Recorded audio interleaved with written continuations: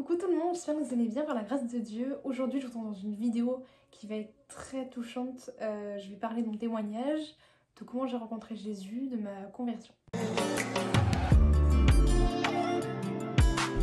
Amour inconditionnel. J'ai eu une très bonne enfance par la grâce de Dieu dans laquelle j'ai été comblée de l'amour de mes deux parents. Je n'ai jamais manqué de rien et je n'ai jamais été dans le besoin. J'ai grandi dans une famille chrétienne du côté de mon père et dans une famille non chrétienne du côté de ma mère. J'ai entendu parler de Jésus depuis toute petite, mais je ne voulais pas aller plus loin. Je croyais en Dieu, mais c'est tout. Je menais ma vie comme je l'entendais, comme je le voulais, et ça m'allait très bien comme ça. Et que je fasse des erreurs ou non, je ne m'en préoccupais pas tant que ça. Et malheureusement, arrivé en troisième, tout a pris une autre tournure. J'ai subi énormément de moqueries, de rejets, de critiques, de murmures sur qui j'étais, sur ma personne, de la part de mes anciens camarades de classe. Je vivais avec l'obsession du regard des autres par rapport à qui j'étais, par rapport à ce que je faisais. J'avais peur qu'on me juge, je n'étais pas acceptée, j'étais ignorée de la plupart. Cela, évidemment, causait beaucoup de blessures intérieures et m'a énormément attristée par la suite. J'ai perdu confiance en moi et je m'aimais de moins en moins au fil des temps. Malgré que j'en ai parlé à multiples reprises, malgré que j'ai été soutenue par mes proches, mon entourage, mes amis, etc. Mais malgré tout ça, les blessures que j'avais n'étaient pas estompées. Malgré le temps, elles ne guérissaient pas. Après cette année tumultueuse, je suis arrivée au lycée où j'ai fait la rencontre de mon premier copain. J'ai eu envie de sortir avec ce garçon par pure envie personnelle, mais c'est surtout parce que j'avais besoin de la présence d'un garçon afin de me réconforter de mon passé douloureux, de ce que j'ai pu vivre. Mais ça a été tout le contraire. Car à cause de cette relation qui a été une relation toxique, ce garçon allait prendre dans mon cœur toute la place que Dieu devait prendre. Tout au long de cette relation, j'avais cette sensation dans mon cœur, ce sentiment de manquer de quelque chose. Je ne savais pas à quoi c'était dû et je ne savais pas ce que c'était. Même s'il était avec moi la plupart du temps, je me sentais vide pour autant. J'étais remplie d'incompréhension et de questions parce que je ne comprenais pas pourquoi en fait. Ensuite, j'ai commencé à développer une dépendance affective importante. J'avais énormément peur de l'abandon. J'avais peur du jour au lendemain qu'il me quitte, j'étais très anxieuse et triste. J'avais une faible estimation de moi et négligeais énormément les autres relations que j'avais, parce que pour moi c'était lui et personne d'autre. J'ai aussi eu peur de la solitude, c'était une détresse émotionnelle.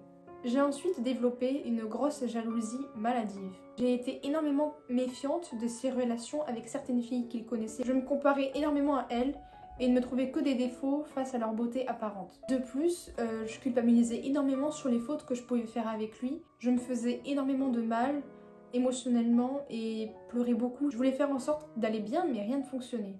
Et lorsque je pensais à le quitter, à sortir de cette relation toxique qui me causait cette tristesse permanente, je n'y arrivais pas à cause de ce lien que j'avais tissé avec lui par rapport à la dépendance affective. Je me sentais incapable de faire quelque chose de bien sans lui. Je suis tombée dans l'impudicité, dans le mensonge, dans l'envie, dans la jalousie, dans l'idolâtrie.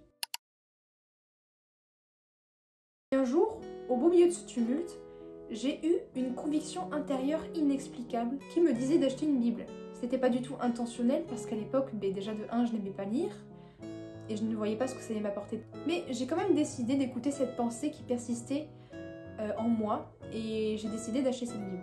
Et puis j'ai commencé à la feuilleter. J'ai commencé à chercher Dieu par elle, inconsciemment, parce que Dieu et sa parole ne sont qu'un. J'appréciais énormément la lire parce que j'aimais ce qui était dit et ça me faisait du bien émotionnellement. J'ai eu la conviction qu'il fallait que je quitte mon ex-copain parce que c'était la chose qu'il fallait que je fasse pour être restaurée par Dieu, mais intérieurement, je me sentais incapable de le quitter. Ça fait que je suis restée avec cette parole pendant des semaines, voire des mois, sans agir, car la dépendance affective me tenait en laisse. Je n'arrivais pas à me voir sans lui. Mais malgré que Dieu m'avait parlé clairement, m'avait fait comprendre qu'il fallait que je le quitte, mais je continuais à lire ma Bible. C'est là que j'ai commencé à poster quelques stories de temps en temps chrétiennes, des ripostes chrétiens, juste comme ça. Mais cela intrigua mon copain jusqu'à en devenir blessant, oppressant et colérique. En effet, il ne comprenait pas que je change de comportement vis-à-vis de lui, car je commençais à lire la parole de Dieu et à comprendre certaines choses. Lui me connaissait dans le mal, dans le péché, dans les choses mauvaises que j'avais avec lui, et je ne l'ai jamais vu comme ça auparavant. Cela accentuait beaucoup de peur et de crainte. Je me sentais forcée et manipulée par lui, par ses paroles,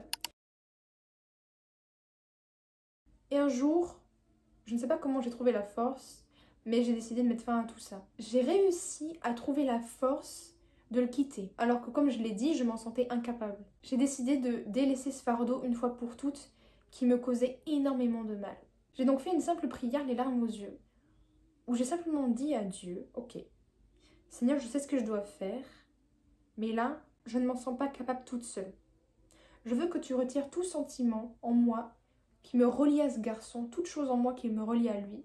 Fais en sorte que je ne l'aime plus jamais. Dès le lendemain matin, quand je me suis réveillée, j'ai expérimenté une joie et une paix que j'ai jamais connue. Car Dieu m'avait exaucée et dès le lendemain matin, m'avait séparée de tout ce qui me reliait à lui depuis le début. Ce fardeau inutile que je portais depuis si longtemps, Jésus m'en a débarrassé et m'en a guéri. Parce que j'ai décidé de l'accepter dans mon cœur. Il m'a guéri du rejet, de la tristesse, des blessures intérieures, de la dépendance affective, de la jalousie maladive. Et depuis ce jour-là, ma vie a été complètement changée et transformée et restaurée.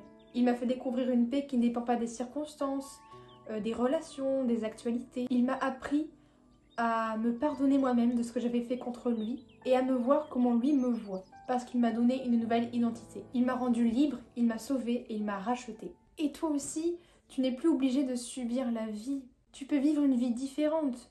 Une vie où tu n'es plus obligé de subir la maladie, le rejet, la tristesse, les antidépresseurs. Jésus est venu afin que nous ayons accès à une vie différente où nous avons une relation personnelle avec Dieu. Alors accepte l'invitation qu'il te donne aujourd'hui de pouvoir faire la paix avec lui. Saisis l'occasion de faire de lui ton Seigneur et ton Sauveur personnel. Je ne sais pas ce qu'il a prévu pour ta vie. Je ne peux pas te promettre que ta situation va changer du jour au lendemain. Mais ce que je peux t'assurer, c'est qu'en Christ, tu auras toujours la paix et la joie, peu importe ce qui t'arrivera. Toi qui veux faire de Jésus ton Seigneur et ton Sauveur personnel, toi qui veux inviter le Saint-Esprit dans ta vie, je vais t'inviter à baisser la tête et à prier avec moi. Seigneur Jésus, j'ai entendu ta parole et mon cœur est profondément touché. Je te demande pardon pour mes péchés. Lave-moi et purifie-moi par ton sang. Je t'accepte comme mon Seigneur et mon Sauveur personnel. Change-moi. Fais de moi une nouvelle personne. Merci de faire de moi ton enfant et de m'adopter dans ta famille. Au nom de Jésus. Amen.